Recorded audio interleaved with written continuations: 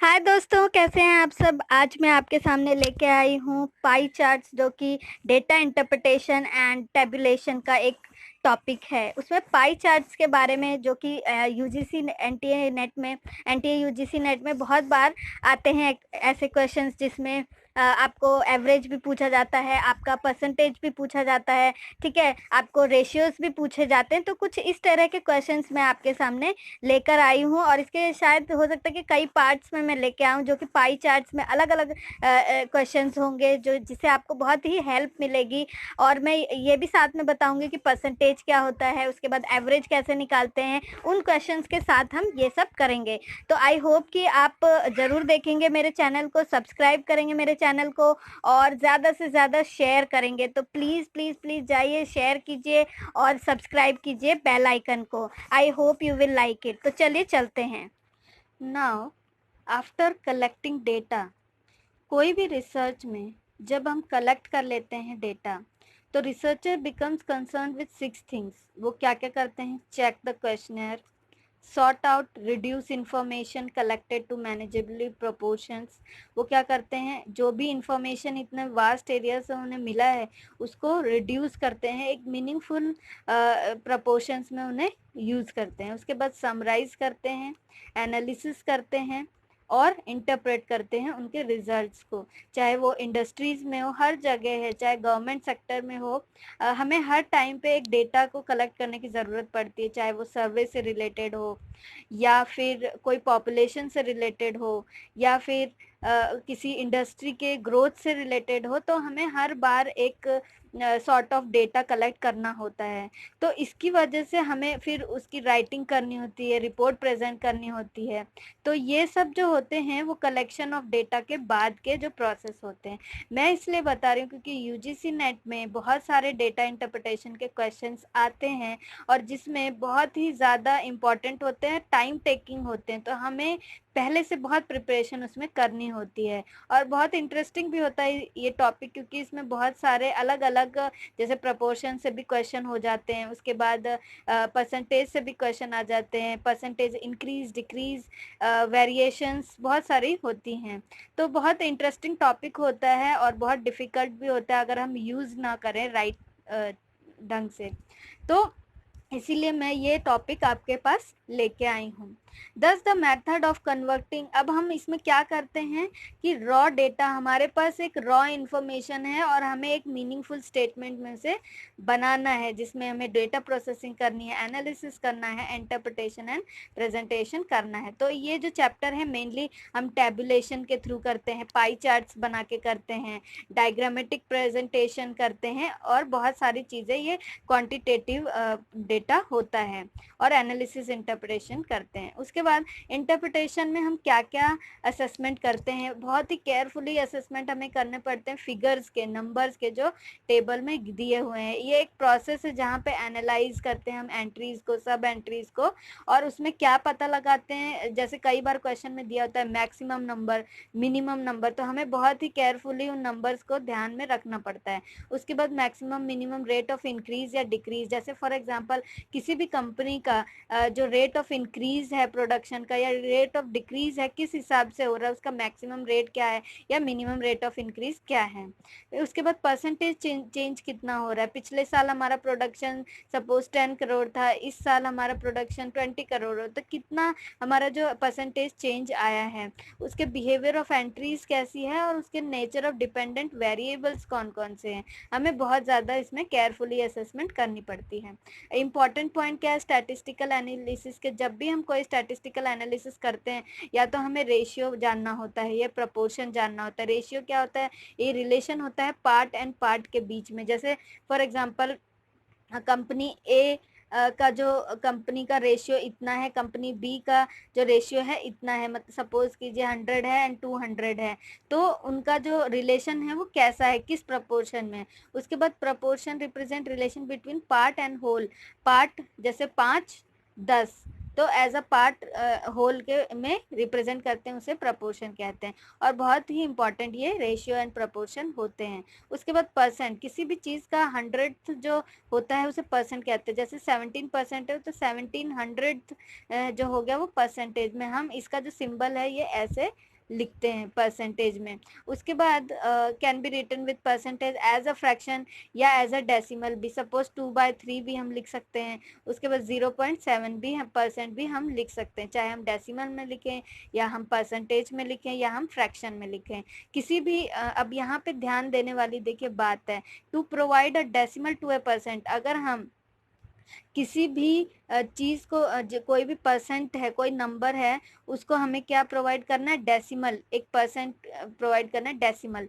तो move the decimal point 2 places to the right adding zeros if necessary and at the percentage symbol. अगर आप किसी भी decimal को परसेंटेज बनाना चाहते हैं तो उसके राइट में 2 प्लेसेस आगे, राइट की तरफ 2 प्लेसेस आप फॉरवर्ड कर दीजिए तो आपको नंबर मिल जाएगा, और उसके बाद आप परसेंटेज लगा दीजिए। अगर कन्वर्ट करना है फ्रैक्शन को टू परसेंट में, सपोज A/B दे रखा है, हमें परसेंटेज में करना है, तो हम क्या कर देंगे, पहले कन्वर्ट करेंगे फ्रैक्शन को डेसिमल में, उसके बाद कन्वर्ट करेंगे उसको परसेंटेज में। जैसे यहाँ पे आप यहाँ पे दिखा है, जैसे 0.375, ये क्या है, डेसिमल है। अब उसमें क्या बोला है, आप राइट साइड में 2 प्लेसेस फॉरवर्ड लेके चले जाइए पॉइंट को। तो यहाँ पे इसने 37.5 लिख दिया, 5% यहाँ पे परसेंट ले लगा दिया, तो हमारा सीधा सा क्या है 37.5% हो गया। ओके, हमने 2 प्लेसेस फर्दर एक पॉइंट लगा दिया है, डेसिमल लगा दिया है। उसके बाद 0.3, अब यहाँ पे तो आगे कुछ नहीं, हम 0 लगा देंगे यहाँ पे, क्योंकि वहाँ पे क्या बोला है कि आप ऐड कर सकते हैं 0 भी, तो 30% हो गया। ओके, इसी तरह से 10 इक्वल टू 1000 कोई भी परसेंटेज आपने को बताया कि 100th हिस्सा है, तो 10% क्या होगा, 10 का 100th हिस्सा मतलब 1000% हो गया।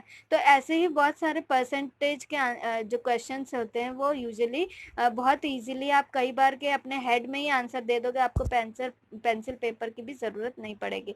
अब यहाँ पे देखिए 10% एक नंबर, कोई भी सपोज नंबर है, उसको डिवाइड कर दो 10 से, और उसका जो डेसिमल पॉइंट है एक प्लेस टू द लेफ्ट ले आओ। जैसे 10% ऑफ 60, 10% ऑफ 60, तो इसका क्या बोला है कि आप लेफ्ट में, ये लेफ्ट साइड में एक डेसिमल पॉइंट लगा दो तो आपको नंबर पता चल जाएगा 6%। तो इसका जो आंसर आ गया 6 आ गया। ठीक है, इस तरह से आप क्या कर सकते हैं, अपना डेसिमल जो है, जो परसेंटेज है वो निकाल सकते हैं। 10 को हम किसी भी नंबर के 10% को decimal point 1 place to the left अगर करें, तो हमें जैसे 10% ऑफ 60 दिया है, हम इसके लेफ्ट में एक पॉइंट लगा दिया, 6% हो गया, तो हमारा आंसर आ गया। ऐसे ही अब 30% इज 3 टाइम्स ऑफ 10%, 10% का 3 गिनना 30% होता है। ठीक है, तो ये सब है। उसके बाद रेट क्या है, एक रेशियो जो 2 magnitude usually show over a period of time is called rate और रेट ऑफ चेंज। 2 चीजों के बीच में हम एक पीरियड ऑफ टाइम में जो देखते हैं चेंज, उसे रेट ऑफ चेंज कहते हैं। ये जो फॉर एग्जाम्पल एक टीचर है, उसको पहले 500 रुपीज मिलते थे क्लास में, अभी उसका बढ़ के 600 हो गया है, तो हमें कितना परसेंट हो गया, इंक्रीज 20%। हम इसका कैसे फॉर्मूला लगा सकते हैं, जैसे इंक्रीज कितना हुआ है 100 रुपीज, पहले 500 मिलते थे फिर 600 मिलने लग गए, अपन ओरिजिनल कितने मिलते थे 500, और परसेंटेज कितना है हमारा 100, तो यहाँ पे 0 और 5 टू द 10, तो कितने परसेंट इंक्रीज हुआ है, 20% इंक्रीज हुआ है। तो ये जो रेट ऑफ चेंज ऐसा रहता है। उसके बाद यहाँ पे सेम ही है, आपको type of ratio part to whole होता है, पार्ट टू पार्ट होता है, एंड होल टू होल होता है, यहाँ पे कोई भी ऐसा कुछ नहीं प्रॉब्लम। अब आपको ध्यान क्या क्या देना पड़ता है कि you should make sure that you look at the entire table और ग्राफ। सबसे पहले इंपॉर्टेंट क्या है कि आपको एंटायर टेबल और ग्राफ पर देखना है, उसको ओवरलुक नहीं करना है, किसी भी सिंगल चीज को बहुत केयरफुली एग्जामिन करना पड़ता है, बहुत कॉन्शियसली अवेयर उसके यूनिट से रहना पड़ता है। और make sure you express your answer in correct units. अगर आपको किलोमीटर में दे रखा है तो आप किलोमीटर में ही एक्सप्रेस करोगे, मीटर में दिया है तो मीटर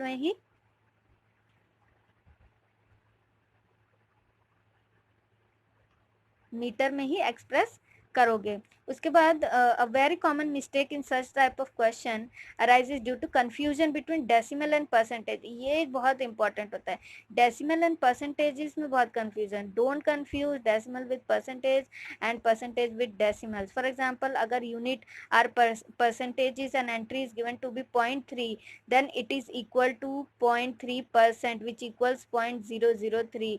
तो अगर आपको यूनिट दिया हुआ है कि परसेंटेजेस में और वहाँ पे 0.3 दिया हुआ है, तो आपका क्या होगा, 0.3% आप वहाँ पे कर सकते हैं। ओके, और वो किसके इक्वल होता है, 0.003 के इक्वल होता है। It would be advisable to look at the answer before attempting the calculation. सबसे पहले आप आंसर देके उसमें क्या क्या है उसके अकॉर्डिंगली आप अपने आंसर को, जो ऑप्शंस में है उसके अकॉर्डिंगली आप अपने आंसर को आगे बढ़ा सकते हैं। ओके, उसके बाद जिसकी वजह से आपके एफर्ट टाइम में भी वेस्टेज नहीं होगा। उसके बाद हम अप्रोक्सीमेशन का यूज़ कर सकते हैं। जैसे फॉर एग्जांपल यहाँ पे देखिए एक कैलकुलेशन दी हुई है। अब 1.92, 3.7, 7.89 बहुत डिफिकल्ट हो जाता है। हम अब कितना भी कैलकुलेशन करें लेकिन टाइम में मैनेजमेंट में हम नहीं कर पाएंगे। तो सबसे पहले हम इसको क्या करेंगे, सबसे पहले एक होल होल में कन्वर्ट कर लेंगे। जैसे 1.92 इसको हम 2 समझ सकते हैं, ठीक है। 1.92 अप्रोक्सीमेटली किसके होता है, 2 के होता है। 0.37 और 7.89 किसके, 8 मान लेते हैं। अब देखिए कितना इजी हो गया है हमारा। अब इसको हम 2 मिनट में सॉल्व कर सकते हैं, ठीक है। तो कुछ इस तरह से हमें करना है। उसके बाद you must base your answer to each question only on the information in the given chart. तो उस इंफॉर्मेशन के अकॉर्डिंग ही आपको लेके जाना है। अगर आपकी नॉलेज कॉन्ट्राडिक्ट करती है किसी भी डेटा में तो इग्नोर। ओके, देन अब यहाँ पे देखिए क्वेश्चन है, एक ग्राफ दिया हुआ है, पाई चार्ट का क्वेश्चन है। यहाँ पे circular graph use to show how various sector share in the whole. अब देखिए इन द होल अलग अलग सेक्टर्स दिया है, मेल दिया है, फीमेल दिया है, over 25 year age, under 25 year age दिया हुआ है। तो ये क्या क्या शेयर है, जो पाई चार्ट्स होते हैं उसमें क्या होते हैं, सेक्टर शेयर होते हैं। Sometimes they are also referred as pie chart. तो इन्हें क्या कहते हैं, पाई चार्ट या सर्कल ग्राफ भी बोलते हैं। अब देखिए हम पहले अपना क्वेश्चन देख लेते हैं। देखिए यहाँ पे 1975 एंड 1995 के दो पाई चार्ट दिए हुए हैं। यहाँ पे देखिए, यहाँ पे male less than 25 year old, जो 25 साल से कम के मेल है 35% है। उसके बाद 25 साल से ज़्यादा के 19% है। फीमेल जो 25 साल से 25 ईयर ओल्डर हैं 32%, एंड जो ओल्ड एंड ओवर हैं 14% है। उसके बाद 1975 में मेल जो है 25 ईयर ओल्ड है वो 28%।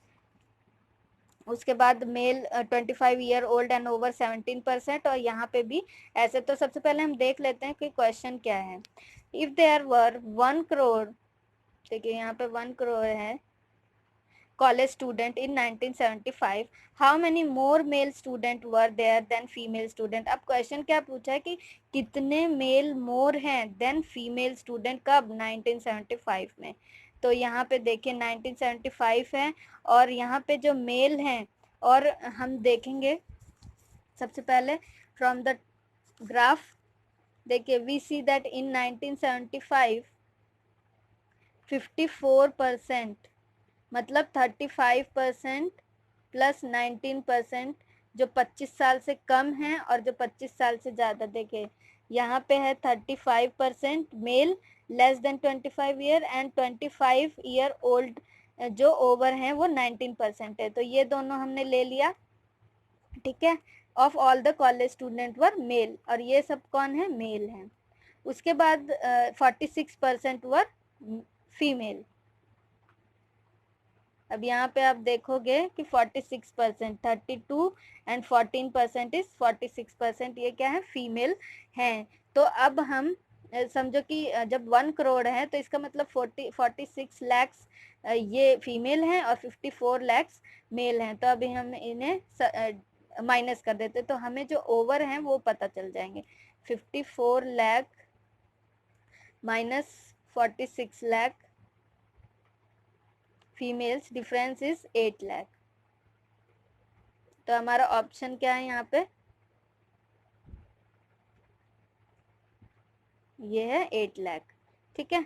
मोर स्टूडेंट, हमें फीमेल स्टूडेंट से मेल स्टूडेंट ज़्यादा कितने हैं वो देखना था। अब इन 1975 व्हाट परसेंट, अब इसमें परसेंट पूछा है फीमेल कॉलेज स्टूडेंट का, वर एटलीस्ट 25 ईयर्स ओल्ड। इतने कितनी फीमेल स्टूडेंट हैं उनका परसेंटेज जो कम से कम तो 25 साल की हो, मतलब कम से कम 25 साल की, मतलब ज़्यादा से ज़्यादा वो कितने भी ईयर्स की हो सकती हैं, तो कम से कम हमें 25 साल। तो यहाँ पे जो यहाँ पे आप देखें, यहाँ पे तो 1975 में दिया है, तो यहाँ पे देखिए फीमेल लेस देन 25 है, हमें लेस देन नहीं चाहिए, female 25 year old and over हमारे पास कितनी है 14% है। ओके, तो देखिए यहाँ पे क्वेश्चन क्या है,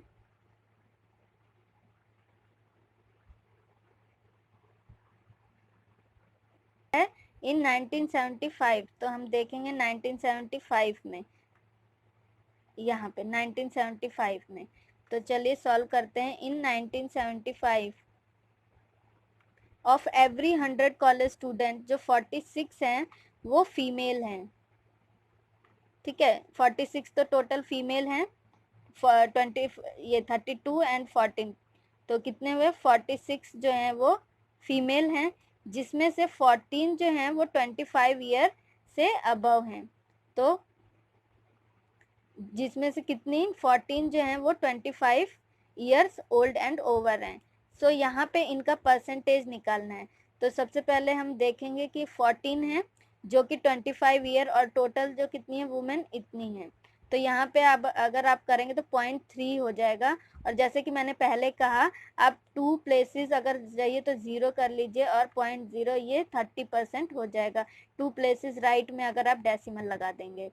ओके, तो ये 30% हो गया, तो बहुत ही इजीली आप इसे कैलकुलेट कर सकते हैं।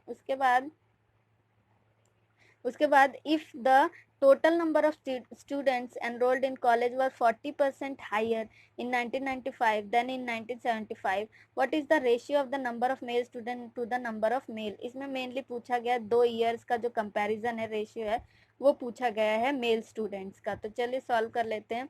फ्रॉम 2 ग्राफ्स हम देखते हैं, हमने पहले भी देखा, यहाँ पे देखिए दोनों ग्राफ में जो 1975 में 54%, जिसमें 35% ये और 19% ये जो मेल कैंडिडेट हैं वो मेल हैं, वेयर इज 1995 में कितने हैं 45%, ये 28% और ये 17% मेल हैं। अगर हम तो हम इसे सॉल्व करते हैं कैसे, फ्रॉम ग्राफ हमने देखा कि 1975 में कितने हैं 54%, 35% प्लस 19%, ये कौन है मेल, ये 1975 है। 1995 में 45%, जिसमें कि 28% तो जो थे लेस एज वाले और 17% मोर एज वाले थे। ओके, अब हम सिंप्लिसिटी के लिए एक 100 मान लेते हैं, जैसे कि अगर assume that there were 100 student हैं, कॉलेज स्टूडेंट हैं 1975 में, तो 54 वहाँ पे कितने हैं मेल स्टूडेंट, ठीक है, क्योंकि 54% है तो मेल स्टूडेंट है। और 1995 में अगर सपोज कि 140 कॉलेज स्टूडेंट हैं, तो वहाँ पे 63 जो हैं वो मेल हैं। ओके, क्योंकि 140 का अगर आप 45% निकालेंगे तो 63 आएगा, ठीक है, 63 आया, तो रेशियो जो उनका हो गया वो 63 रेशियो 54, जो कि बराबर है, अगर 7 के टेबल में देखें तो यहाँ पे 7 और यहाँ पे 6, ये रेशियो आ गया, तो यहाँ पे देखिए आंसर है 7:6, यहाँ पे हमारा आंसर आ गया। तो इसी तरह के जो क्वेश्चन होते हैं थोड़े डिफ़िकल्ट भी होते हैं, इजी भी होते हैं, बहुत आप इन्हें इजीली समझ भी सकते हैं, ऐसे क्वेश्चंस होते हैं। तो मैं इन्हें कई पार्ट्स में आगे भी लेके आऊँगी, और आई होप कि आपको इजीली समझ में आएंगे, और पाई चार्ट्स के क्वेश्चन हम सॉल्व करेंगे परसेंटेज के साथ, रेशियो के साथ। और आई होप कि प्लीज़ आप लाइक करें, शेयर करें मेरे वीडियोज़ को। Thank you, have a nice day.